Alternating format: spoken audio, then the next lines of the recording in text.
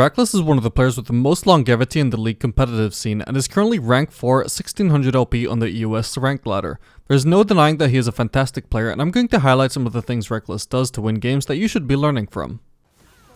So in this clip we see Killen taking quite a beating from Rekkles and Karma.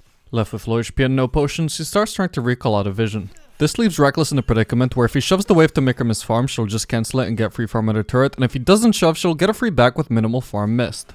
So instead he walks up and cancels her back, trying to keep her in lane for now. And we could see that he's still not trying to shove. Crucially, Karma also takes a turret shot to walk up and cancel Caitlyn's back again, massively delaying her base and also ensuring she's low enough that she really does need to. As the next wave approaches, now is when Rekkles starts shoving as hard as he can. We also see him going aggressive onto Lulu as she oversteps, and crucially we see Lee Sin on mid lane headed towards topside.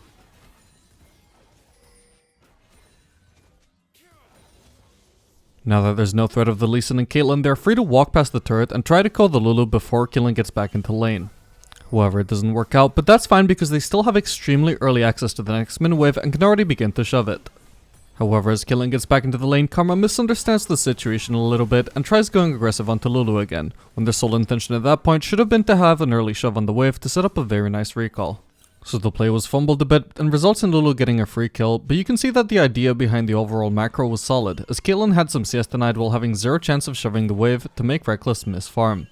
Even with his recall significantly delayed, the amount of XP that Rekkles missed to minions dying on a turret from Caitlyn's shove was 0.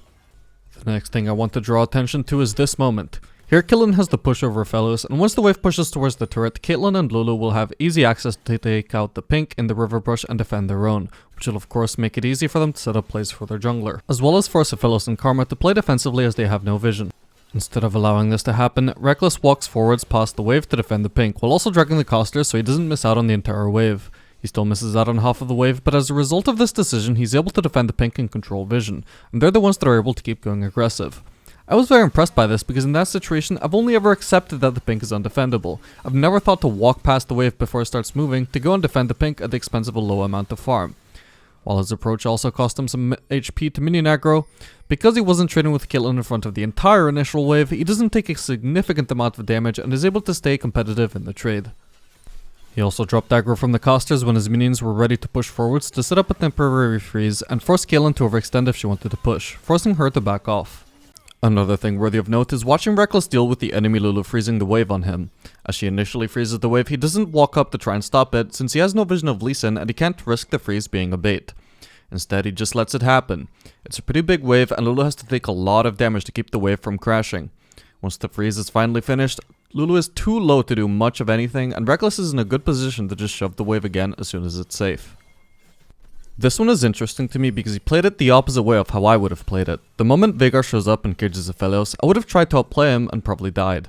Rekkles instead begins the evasive maneuvers and tries to waste as much of Veigar's time as possible before his allies get there, taking advantage of any missed abilities as extra time to run rather than using them to try and turn the fight around on him. If he had tried to turn the fight around, it probably wouldn't have ended well since just one Q and ult probably would have been enough to one-shot him. While in comparison, by running, he made getting out of that situation seem pretty easy. In this clip, we witness Rekkles' team dominantly winning a team fight. As his team begins to chase down the remaining potential kills before they turn on to Baron, Rekkles realizes they have more numbers than they need for chasing those kills, and rather than help them chase down kills they can easily get without his help, he turns to clear the mid-wave. It's hard to find time to farm amidst your typical solo queue chaos, but Rekkles is a master of it, and he has no trouble identifying this opportunity to farm. This is a very small trick, but can definitely help you to win games. Here we see Rekkles demonstrating the proper way to go for early platings in lane. As they finish shoving the wave on the turret, Rekkles unloads his last 3 shots and starts recalling right in front of the turret, knowing the minions will aggro onto his wave instead of cancelling his base. The plating ends up dropping to Karma's autos in the mini wave right as Rekkles finishes his recall, giving him the plating gold while barely delaying his back. If he delayed his recall to keep hitting the plating until it was down, there's a decent chance he would have ended up getting his recall cancelled the same way Karma did, either forcing him to stay without spending his gold or delaying his back so drastically that he would have lost more gold from CS than he gained from the plating. This clip is an example of baiting good fights at the expense of your flash cooldown. As Rakan postures aggressively, Rekkles knows that Rakan hitting W makes or breaks the fight. Rather than backing off, he starts to play aggressively and put out as much damage as he can before Rakan uses W. When he does, Rekkles makes sure to flash it in position where he can keep putting out damage. Rakan is then forced to flash away from the pike hook to avert disaster, and the red side bot lane ends up massively ahead in the trade overall while trading flashes. This worked as well as it did because Rekkles knew that Rakan even going for the W is a huge risk, because they hard lose the trade if it doesn't land. He ensures that it doesn't land by flashing it, thereby baiting a terrible fight for Rakan, and ultimately forcing him to flash away too, having lost a ton of HP for his troubles. In this clip, we see Rekkles coordinating a typical recall cheese with his pike support. They finish having a wave right as Ezreal is getting back into lane and start recalling because it's a good recall timing.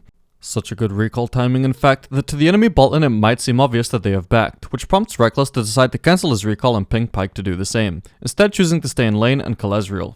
Ezreal is not expecting this at all and easily gets caught by the pike hook and taken down. This cheese is easily replicable in most games where you have a high kill potential bot lane duo, and even if the enemy support stays in lane, you can still pull it off by one-shotting whoever's squishiest. This clip is going to be a long one with multiple lessons to be learned. It starts off with Rekkles walking to farm Gromp. It might seem weird that he would go for Gromp instead of farming bot, but if you look at the state of the wave on bot lane, you'll see that the blue side minions vast outnumber the red side minions, which means the blue wave is pushing, and so by leaving the wave intact, Rekkles would be maximizing the amount of farm the blue side loses from the minions killing all the enemy minions.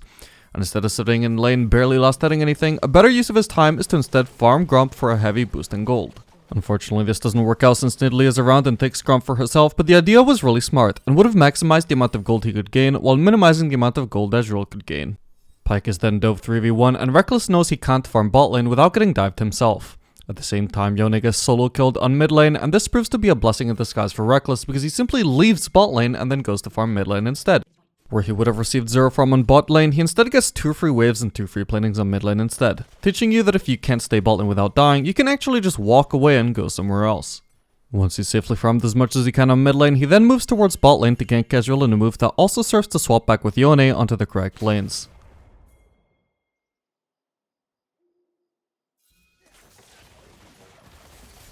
Unfortunately, he just barely doesn't get the kill due to suboptimal execution, but once again the idea was an example of the perfect macro that sets Rekkles apart from other challenger ADCs. Here we see Rekkles' team getting into an unexpected fight on top lane. As he begins walking over, he quickly realizes that the fight is already doomed and his arrival won't change anything, and would only waste his time. Even as his ally Yone continues walking over, Rekkles converts back into farming mode, making the best use of his time that he can. Although there is a chance that both he and Yone together could have made some form of play with their combined ults, the chances of creating an overall winning fight out of the situation he saw were very slim, and so he went on to do the next best thing for winning the game, which is to stay relevant in farm so he has a chance of carrying future fights. And with that, it's about time to wrap up this video. I hope you guys have found this helpful, and that this has opened your eyes to a lot more of the options present to you in order to win games as an ADC. Make sure to subscribe to see more content like this in the future, and I'll see you guys on the next video. Later, gamers.